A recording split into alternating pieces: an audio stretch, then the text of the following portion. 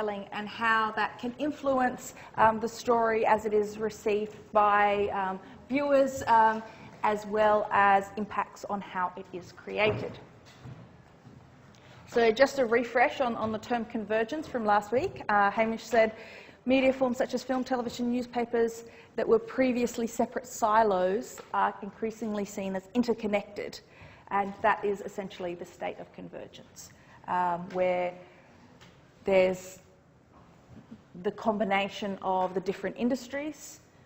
There's often, as we talked about last week in the tutorials, with horizontal integration, there's often particular companies that tend to own products across these examples. And in terms of content, there's often stories that filter through all the different forms of media. So that is a key aspect of convergence, and perhaps the most obvious aspect to our eyes of convergence. So we're looking at that this week.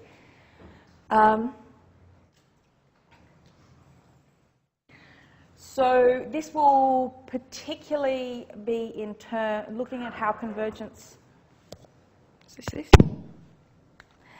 help shape media text. Text will particularly be in relationship this week to the age of the franchise. So by franchises, I'm talking about the big media worlds, your Star Wars, your Harry Potters, those sorts of things that do, have that aspect of convergence appearing across multiple kinds of media. Because this is a particularly good example of convergence, there are, of course, smaller scale endeavours.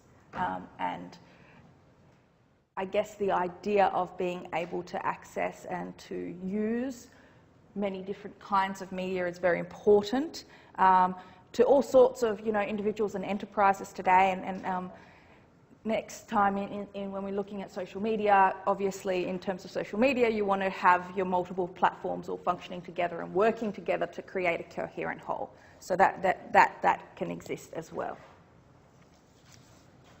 So in terms of stories,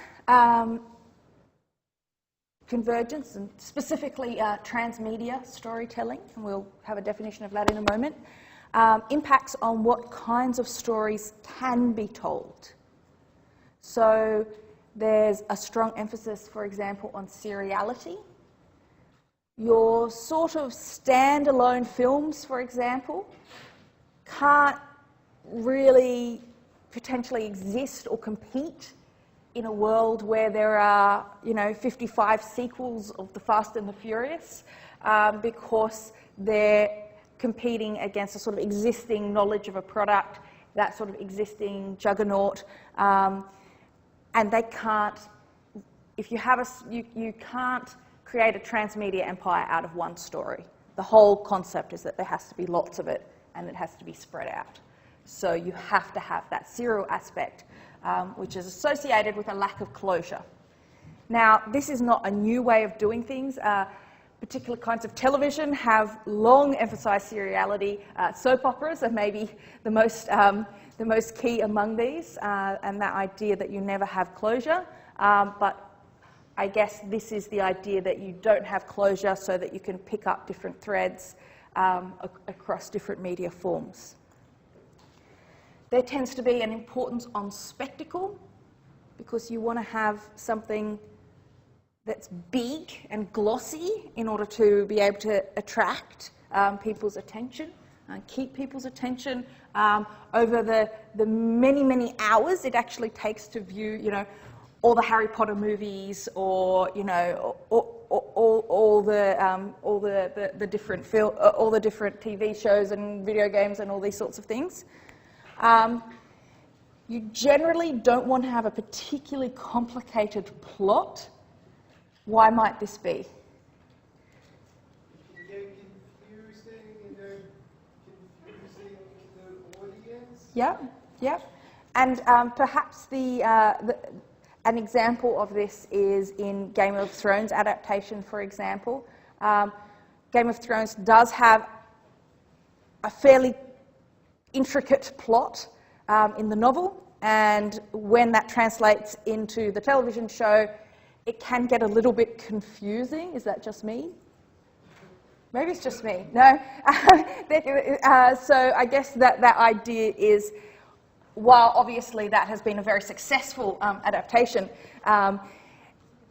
it's not generally going to be those very complex things that can spread across lots and lots of media forms, or at least they need to be simplified in one way or another.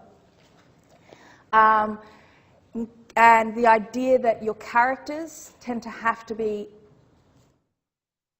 very, not stereotyped, but they need to have lots of sort of very clear standout elements that will help not just fans identify them, but casual viewers identify them across lots of different forms of media and go, oh yeah, well that'll be, so the use of costumes, for example, you know, the Iron Man mask or whatever the case may be, as sort of really standing out, that that you can identify and, I guess, engage with a character based on something as simple as a mask. Points towards a character that is perhaps a bit different than, you know, a very complicated, nuanced character. They're very tricky, those tables. I always do that. So can any of you think of any other examples of how there might be limits on the kinds of stories that can be told, or particular aspects?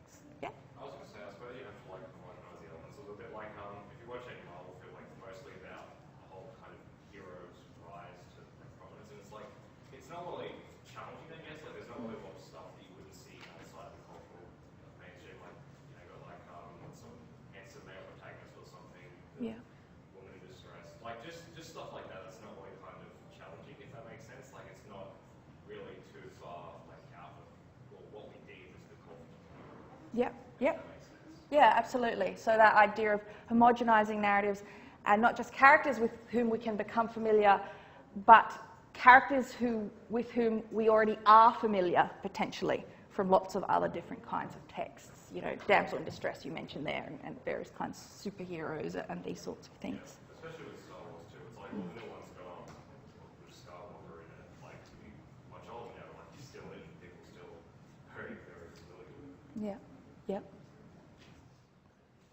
So Henry Jenkins is the big academic in the world of fans, also talks about transmedia storytelling. Some of you referenced him in your assignments.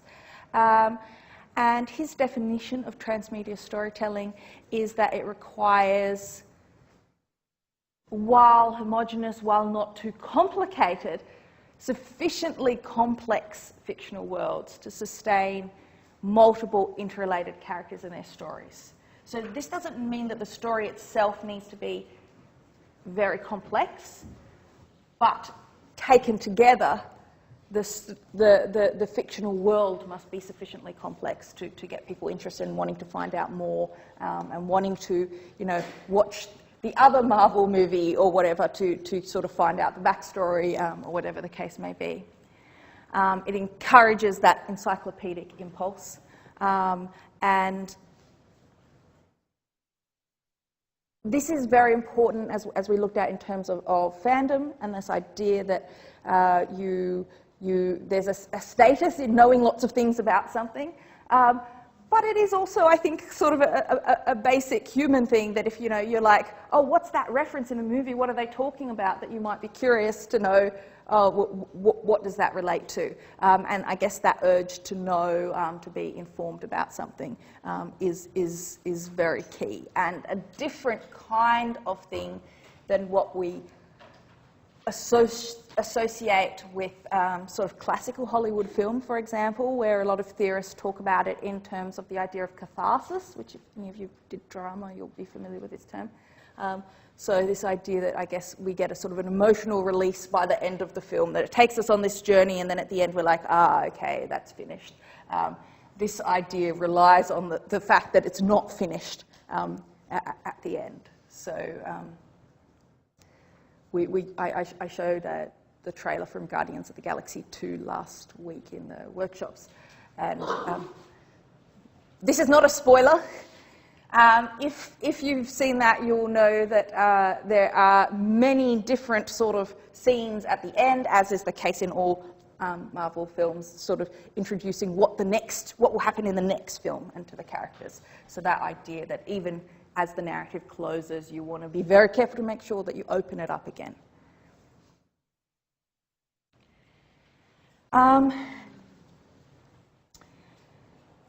There's also the idea that that there are many elements of a fiction. We're usually talking about fiction when we talk about transmedia narratives, though of course transmedia can exist in an approximately factual world as well. And I guess the idea here again is the idea that you do ideally want to create something that's unified. And we'll talk about that in relationship to Star Wars in a moment. So there do tend to, I have a spelling error there, sorry. There do tend to be particular kinds of genres that are particularly good for transmedia narrative. Some of these are because they are,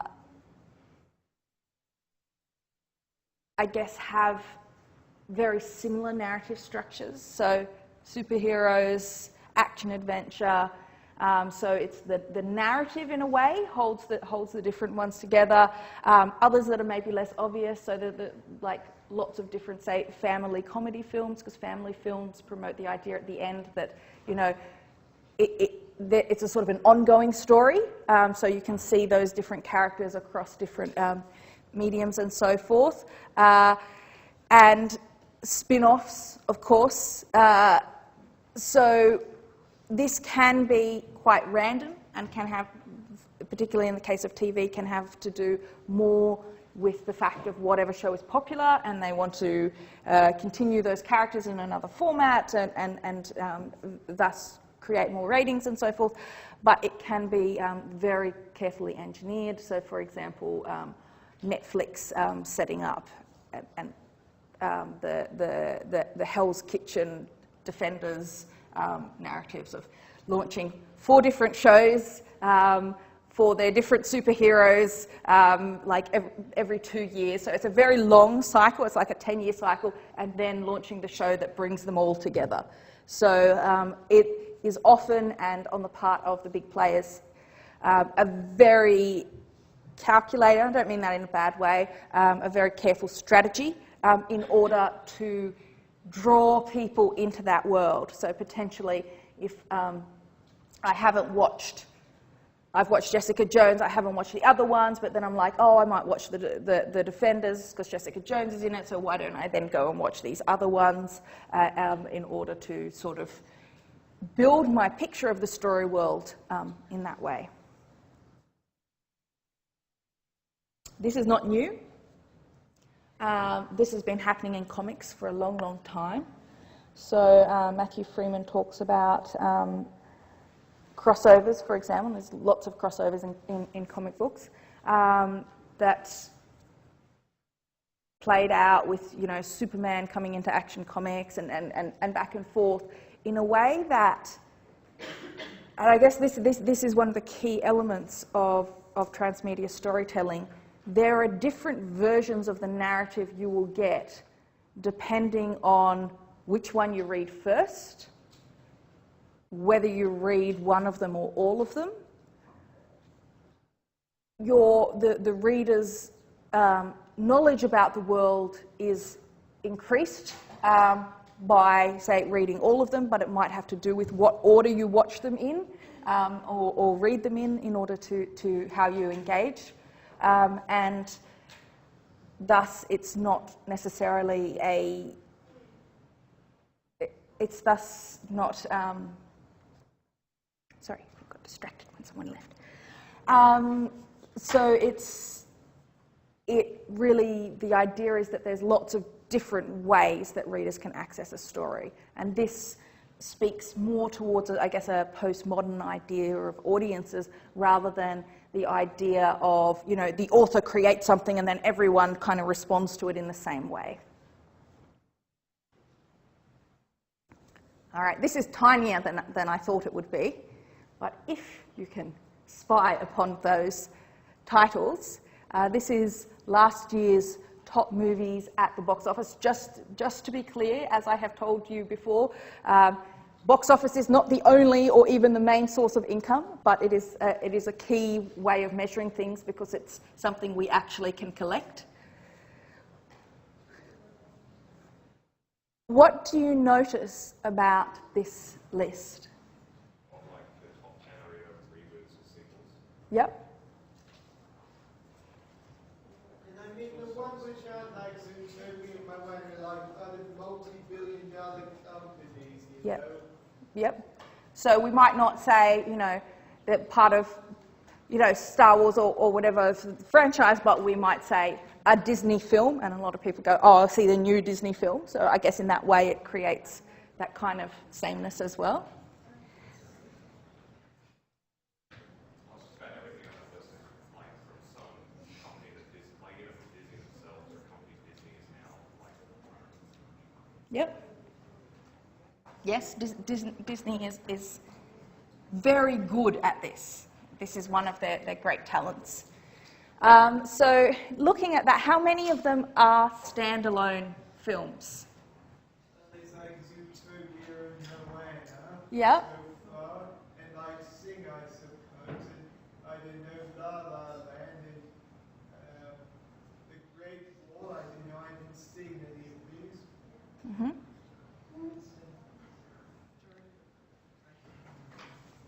And I suppose Hidden Figures may be a will probably be a standalone, but you never know with the film industry. Yeah, you do never know. I assume it will be a standalone, but certainly you do never know. What is the difference in watching a standalone film to one of these other ones? Who wants to go? No? I was going to say like there's usually a conclusive ending that ties everything. Mm-hmm. Yeah. In terms of your own personal viewerly experience, what are some of the differences in seeing a film where you can, I guess, surmise that there will be more of those characters versus something like Hidden Figures, for example? Well, I suppose it's not set in our world or at least a fictionalized version of it. Yeah. It's like you know, they sort of set up an element of the story which won't be resolved in this installment. Like, I don't know, there's a multiple McGuffies they have to get. Yep. Which is interesting because a lot of people talk about the idea that that it is less Hitchcock now, but there certainly are those elements of MacGuffins and so forth coming through. So, of course, there's lots of potential implications to this, and we'll come to some more of those later.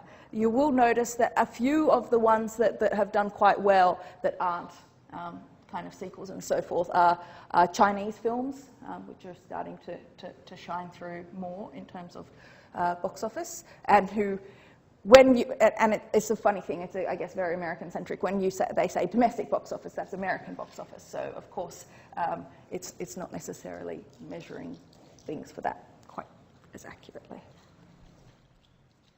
So in terms of the deliberate build-up strategy that I mentioned in terms of Netflix, perhaps one of the most successful ones in terms of targeting a particular demographic has been on the CW in the US, building up the narratives from DC Comics. So